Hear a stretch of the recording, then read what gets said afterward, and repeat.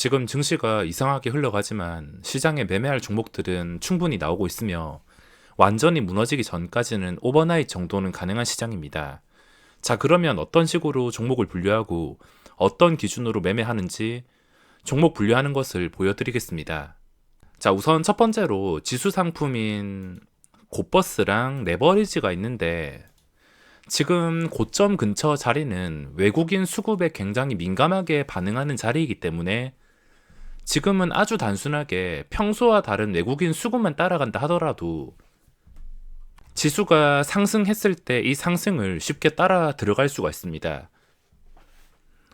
레버리지 인버스가 있지만 저는 하락으로 인버스 매매는 별로 자신 없기 때문에 인버스는 분류하지 않고 레버리지만 계속해서 지켜보고 있습니다. 레버리지를 매매하는 기준은 외국인의 강력한 매수가 들어오면서 이 빠졌던 지수 다시 고점 근처까지 올라올 때 그 타이밍을 잘 노려서 레버리지를 접근할 생각인데 제가 원하는 이런 기준이 아니라면은 절대 매매할 생각은 없습니다.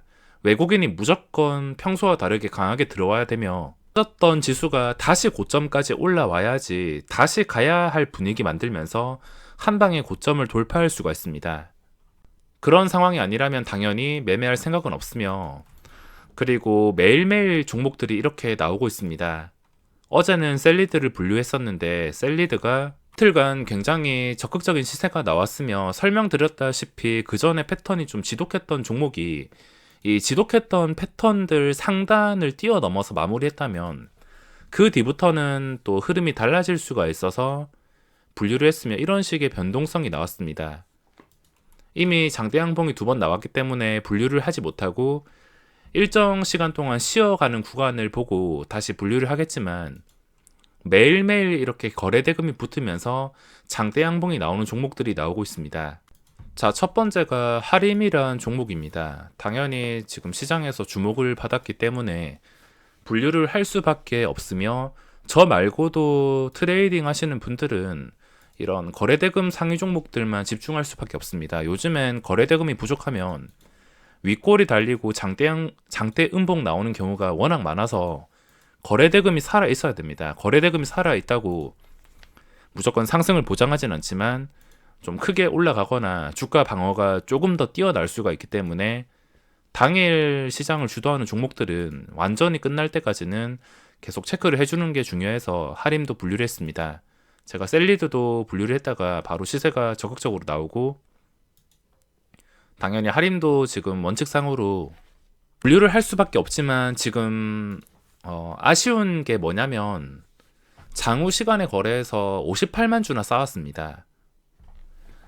제 기억으로 3시 40분 되자마자 이게 13만 주 쌓여 있다가 한 17만 주까지 1분 안에 쌓이다가 마지막에 이거 물량 추가해서 58만 주 채워놨는데 이렇게까지 왜 쌓았는지를 생각해 봐야 됩니다. 시간의 거래에서 올라서 시작했다가 눌렸다가 마지막까지 괜찮은 분위기로 마감을 했는데 딱 마지막 체결에 좀 흘러내리면서 마감을 했습니다. 시초가가 4,230원 이상이냐 이하냐 그거에 따라서 또 분위기가 달라질 수 있으므로 내일 좀 중요한 자리는 당연히 당일 시초가랑 그리고 시간의 거래 종가인 4,230원 시간의 거래 고점인 4,255원 이 자리를 쉽게 뛰어넘지 못한다면은 다 이유가 있는 것입니다.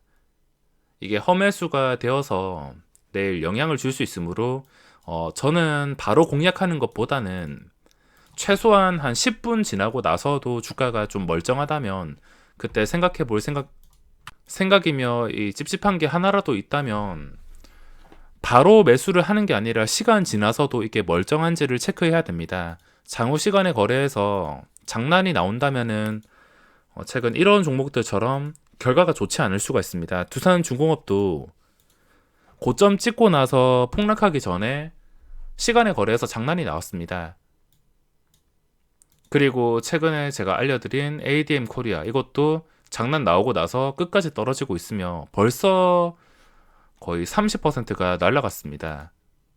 그리고 최근에 또 장난이 나온 제주맥주 이것도 화요일 시장 끝나고 장난 나오더니 그 다음날에 수요일 오늘 음봉이 나왔습니다. 장난 나오는 것은 다 이유가 있기 때문에 일단 이거를 넘기기 위해서, 찝찝한 걸 넘기기 위해서 시작하고 나서 10분, 20분 지나고 멀쩡하다면은 그때 시초가 기준으로 살펴봐야겠습니다. 그리고 티플렉스, 이것도 며칠 전부터 분류를 했던 종목인데 뭐 보시다시피 신고가가 보임으로 분류를 할 수밖에 없었으며 무조건 시초가 위에서만 매매가 가능할 수 있습니다.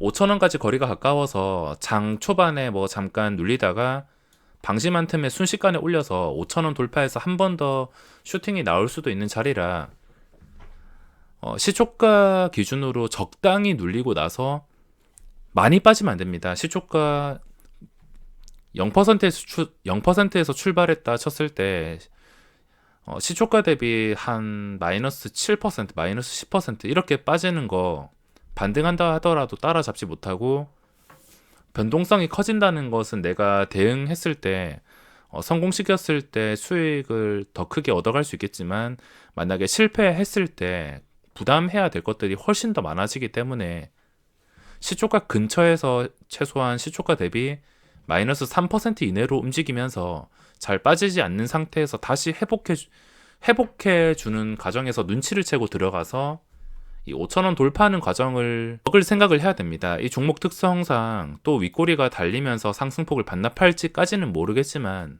지금 추세랑 신고가 위치 자체는 양호해서 분류를 하게 되었습니다.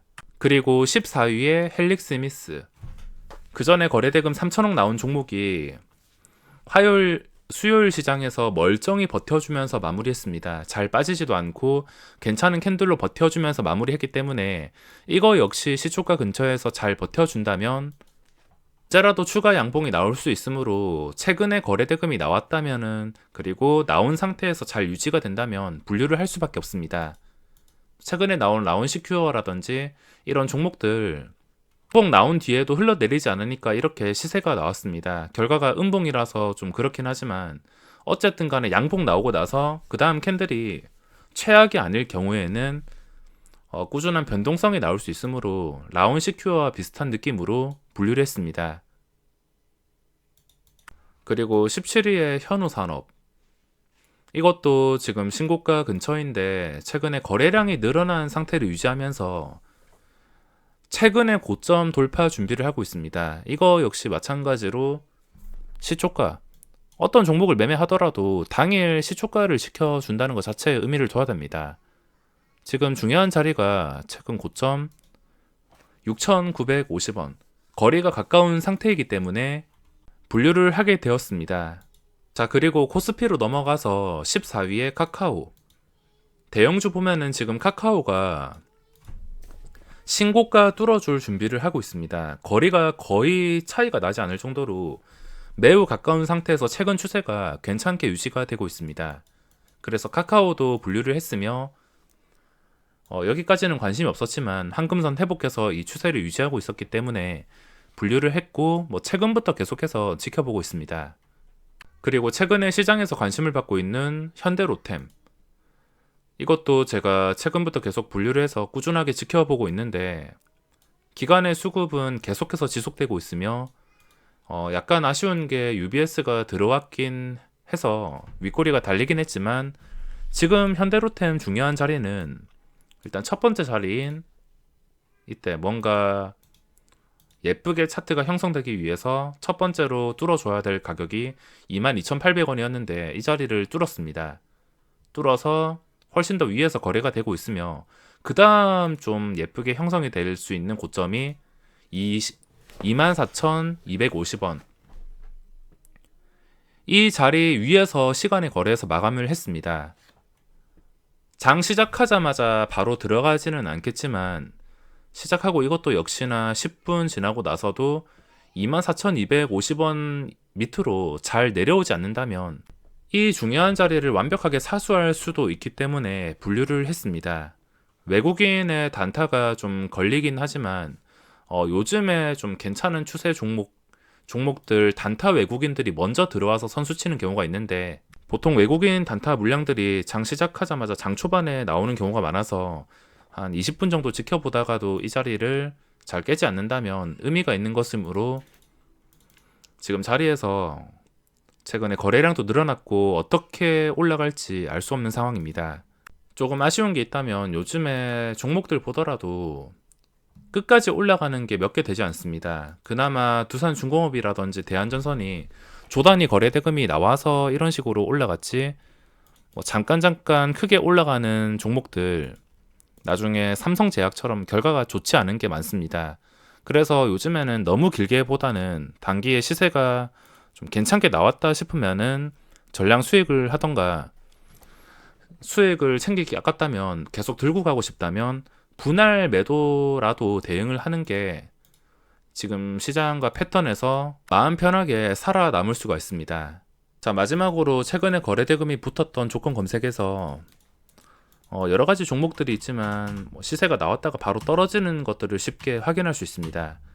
그리고 잘 나가다가도 이런 식으로 장대 음봉이 나오는 것들도 심심치 않게 찾아볼 수 있으므로 요즘 시장 어떤지, 분위기가 어떤지 살펴보셔야 되며, 요즘 보고 있으면 시세가 나왔을 때 누가 빨리 파는 싸움 같습니다. 거래대금이 당일 1위가 아니고서는 그 밑에 종목들은 팔고 나가기 바쁘기 때문에 거래대금 상위가 이렇게 중요한 것 같습니다. 그나마 아까 위에서 봤던 게 대한항공, 이게 추세가 양호하게 유지가 되고 있으며 NX도 최근에 올라온 자리에서 쉽게 떨어지지 않는 것을 확인할 수 있는데, 혹시 5일선 위까지 다시 올라와서 종가를 형성한다면 그 뒤에는 언제라도 급등이 나올 수가 있습니다.